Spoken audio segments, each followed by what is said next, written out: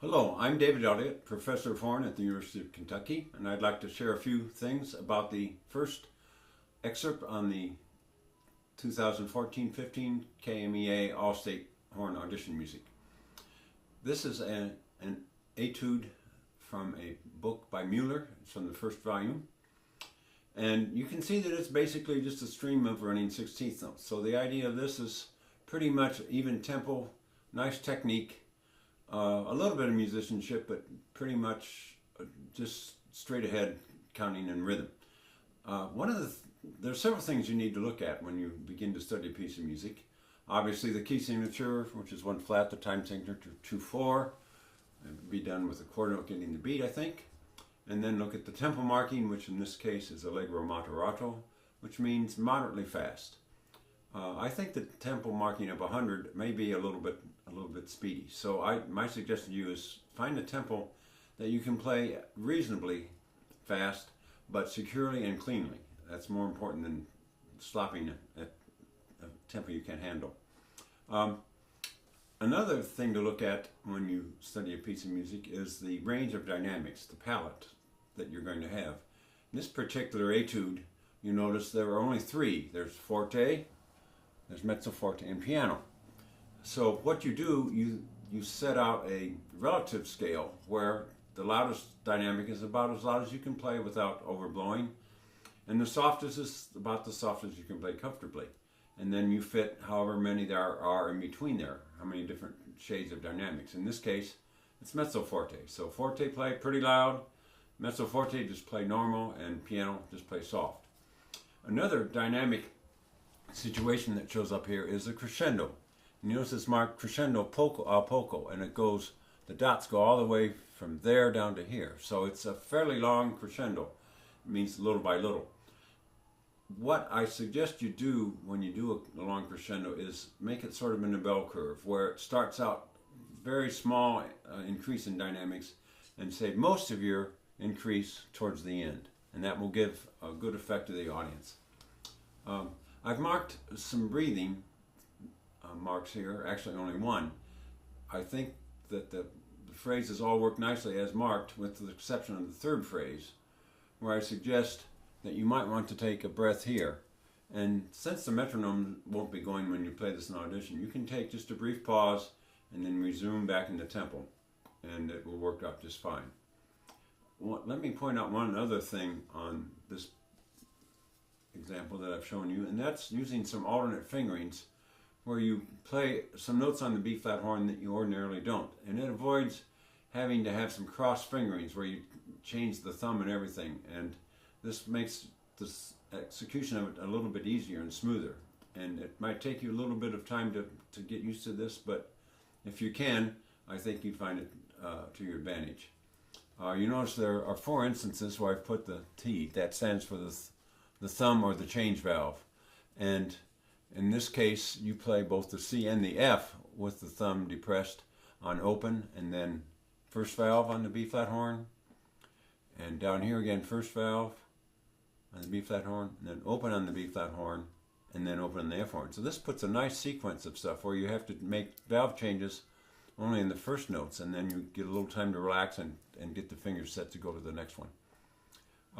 I've prepared a series of different articulations and rhythms that will help you prepare a piece that goes like this. And this is something you can use for any sort of piece that you run into that has even notes throughout. And that is that you change some of the slurrings, some of the rhythms, and actually some of the articulations. So I'm going to go through some of these and perhaps try and show them to you on the horn. So we're going to work with just the first phrase, which you can see is up here, and then down here are a bunch of different articulations and rhythms that we're going to use. So the first thing that I would do, I would just play the phrase through as marked, and then go through and make some changes. Like, for example, here we'll do this one where you change the slur from the first and second note and move to the second and third on each beat. We'll probably skip this one, although that would be good to do. We'll do this one.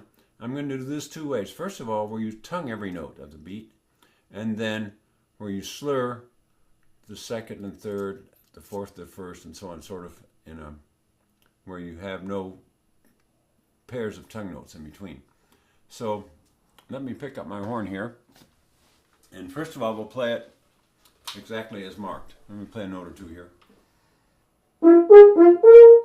Okay, this is the top line exactly as it's marked.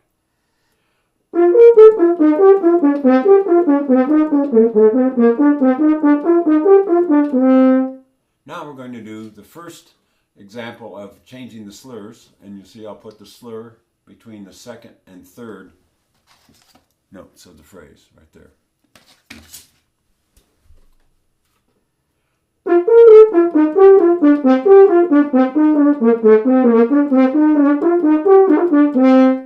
And then we'll go over to the third one where I'm going to tongue every single note.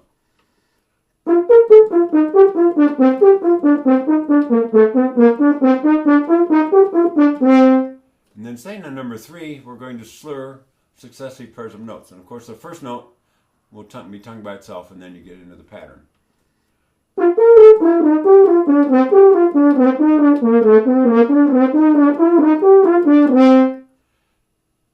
And then we're going to do a different tactic, and here we're going to change the rhythm, and we're going to play a series of notes where the first note is long and the second note is short, the third note is long and the fourth note is short, and continue. What that does, in essence, it helps you rest between the first and second note, but you practice quickly going between second and third, and then you rest and then go fast and rest and go fast. So in essence, you're practicing only changing between every other note.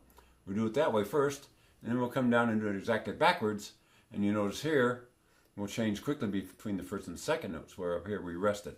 So let's try it first with the long short rhythm. And these will all be tongued.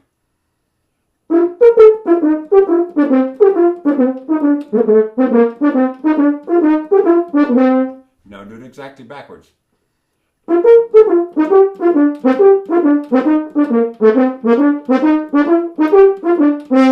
And now let's do the same changing of the rhythms, but let's put the slur in as marked.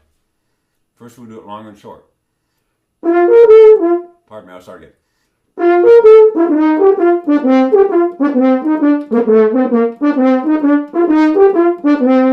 Now it's backwards.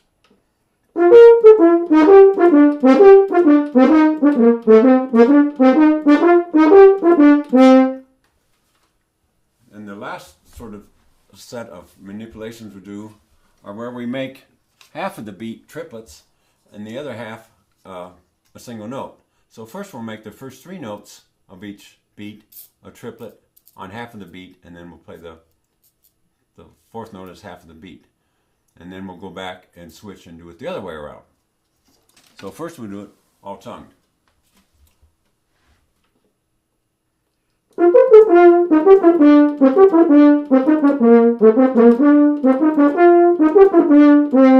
then do it backwards. And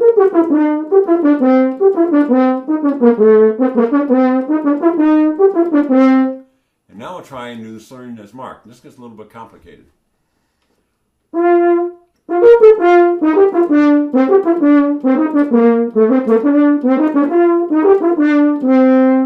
And now the other way, and here you have to sustain the slur over the half of the beat.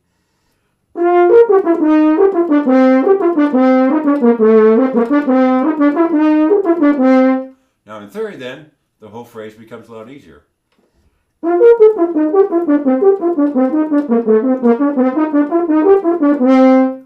So what you need to do is work carefully through the whole exercise and deal with each phrase that way. And I think you find that this will help you to play this piece rather nicely. Good luck.